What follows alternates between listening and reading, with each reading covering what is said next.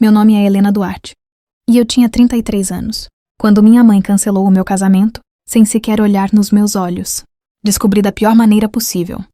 Uma vizinha me abraçou na feira de Campinas. Sorriu e disse que estava ansiosa para ver as duas noivas da família entrando juntas. Eu sorri por educação, mas senti meu estômago afundar. Eu não fazia ideia do que ela estava falando. Naquela manhã de agosto, eu carregava caixas de doces para a confeitaria que construí durante 9 anos. Minhas mãos ainda cheiravam a baunilha, quando peguei o celular e liguei para minha mãe. Ela demorou a atender. Quando atendeu, falou como se estivesse resolvendo algo completamente normal. Helena, sua prima precisa mais desse dia do que você. Fiquei em silêncio. Ela continuou. Eu cancelei a sua cerimônia. A igreja e o salão vão ficar para a Camila. Você pode remarcar depois. Ela vem primeiro. Naquele instante, os carros continuavam passando pela avenida. As pessoas conversavam ao meu redor. Mas eu não escutava mais nada. Tudo parecia distante. Passei 4 anos economizando para aquele casamento. Cada bolo vendido, cada madrugada sem dormir, cada aniversário em que trabalhei enquanto outros comemoravam. Tudo tinha um único destino. O dia 20 de setembro. E em menos de 1 minuto minha mãe decidiu que aquele dia não era mais meu. O pior é que aquilo não começou naquela ligação. Na minha família ninguém me perguntava se eu podia ajudar. Eles apenas presumiam que eu ajudaria. Minha mãe chamava isso de amor. Ela repetia a mesma frase desde que eu era adolescente. Quem tem mais, ajuda quem tem menos. Durante muitos anos eu acreditei nisso. Paguei tratamentos médicos, consertei o carro do meu tio, organizei aniversários, emprestei dinheiro que nunca voltou e nunca cobrei 1 centavo. Achava que era isso que uma boa filha fazia. Mas o que minha mãe fez com o meu casamento não foi a pior parte desta história. A pior parte foi descobrir havia quanto tempo toda a minha família já sabia da decisão, menos eu. Quando finalmente descobri quem estava por trás de tudo, percebi que meu casamento não tinha sido cancelado naquele dia. Ele tinha sido tirado de mim semanas antes, e 6 semanas depois, ninguém naquela família voltaria a olhar para mim da mesma maneira. Naquela mesma tarde, fechei a confeitaria mais cedo e dirigi até a casa dos meus pais, em Valinhos, tentando acreditar que tudo não passava de um enorme mal-entendido.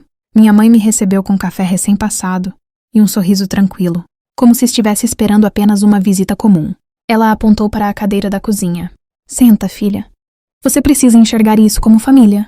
Antes mesmo que eu falasse, minha tia Sônia entrou pela porta dos fundos, seguida da minha prima Camila. Ela mantinha a cabeça baixa, apertando os dedos com nervosismo. Minha mãe respirou fundo. A Camila não tem condições de pagar um casamento como o seu. Você tem uma empresa, clientes e estabilidade. Ela não. Olhei para Camila. Você sabia disso? Ela demorou alguns segundos para responder.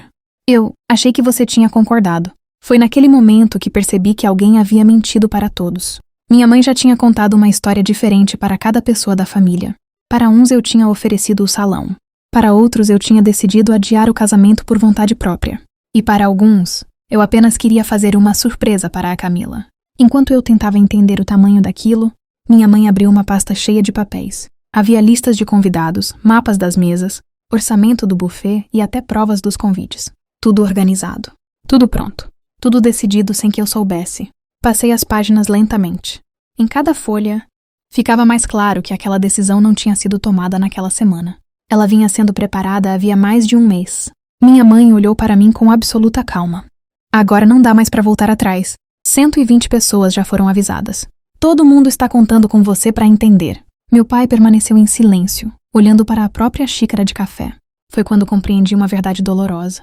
Naquela casa, ninguém estava esperando minha opinião. Eles só estavam esperando que eu aceitasse.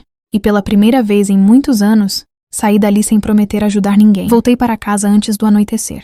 Rafael, meu noivo, estava sentado na varanda esperando por mim. Ele me conhecia bem o suficiente para perceber que algo havia mudado antes mesmo de eu abrir a boca. Contei tudo. Cada palavra. Cada mentira. Cada papel que minha mãe já tinha preparado sem me consultar. Quando terminei, esperei que ele sugerisse um acordo, como eu sempre fazia. Mas ele apenas perguntou. Helena, o que você realmente quer? A pergunta ficou ecoando na minha cabeça. Durante anos eu tinha vivido tentando descobrir o que minha família queria de mim. Nunca parei para pensar no que eu queria. Na manhã seguinte, fui até o salão onde nosso casamento aconteceria. A gerente, Patrícia, abriu o contrato e me mostrou todas as assinaturas. A única assinatura válida era a minha. Legalmente, ninguém podia tirar aquele espaço de mim. Minha mãe havia tentado alterar o contrato semanas antes. Mas o pedido foi recusado porque eu nunca autorizei nenhuma mudança. No papel eu ainda tinha o controle de tudo, mas fora do papel, minha família já havia contado outra história para todos. Enquanto eu saía do salão, meu celular não parava de tocar. Minha tia dizia que eu precisava pensar na família. Meu irmão perguntava por que Rafael estava me colocando contra minha mãe.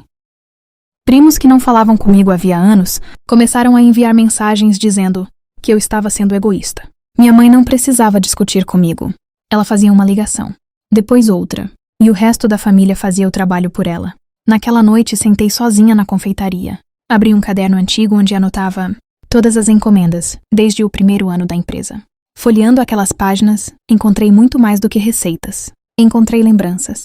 O bolo do casamento da minha tia, os doces do chá de bebê da Camila, as festas de aniversário dos meus sobrinhos. Ao lado de quase todos aqueles pedidos, havia exatamente a mesma anotação escrita por mim. Zedhar. Passei horas fazendo contas. Ingredientes. Horas de trabalho. Entrega. Decoração.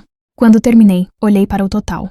Eu havia dado à minha família mais de 97 mil em produtos e serviços ao longo dos anos. Nunca cobrei. Nunca reclamei. Naquele instante compreendi algo que doeu mais do que perder o casamento. Eles nunca enxergaram aquilo como um presente. Para eles, aquilo era apenas a obrigação da Helena. E foi exatamente naquela noite que tomei a única decisão capaz de mudar o resto da minha vida. Na manhã seguinte, liguei para Patrícia e marquei uma reunião no salão. Ela colocou o contrato sobre a mesa e perguntou apenas uma vez: "Tem certeza?" Respirei fundo. "Tenho." Assinei um documento transferindo toda a reserva do salão para Camila e seu noivo, sem cobrança, sem exigências, sem pedir nada em troca. Também paguei a diferença que ainda faltava para quitar o espaço. Quando terminei de assinar, escrevi uma única frase no rodapé do contrato: "Este é o último presente. Depois de hoje, cada um seguirá o seu caminho." Patrícia leu, levantou os olhos e apenas assentiu. Naquela tarde, entreguei as chaves do salão e fui embora. Não contei para ninguém. 2 dias depois, minha mãe apareceu na minha confeitaria. Ela entrou sorrindo, falando sobre decoração, fotos e lugares na mesa principal, como se tudo tivesse acontecido exatamente como ela havia planejado. Esperei ela terminar. Então coloquei sobre o balcão uma cópia do contrato. Ela leu em silêncio. Quando percebeu que o casamento agora pertencia oficialmente a Camila, seu sorriso desapareceu. "Então você finalmente entendeu que família vem primeiro." Balancei a cabeça. "Não. Eu finalmente entendi que eu também faço parte da minha família." Ela franziu a testa. "O que isso quer dizer?" Olhei diretamente para ela. "Que este foi o último favor da minha vida. Nunca mais pagarei festas. Nunca mais farei bolos de graça. Nunca mais emprestarei dinheiro. Nunca mais colocarei meus sonhos atrás dos de outra pessoa."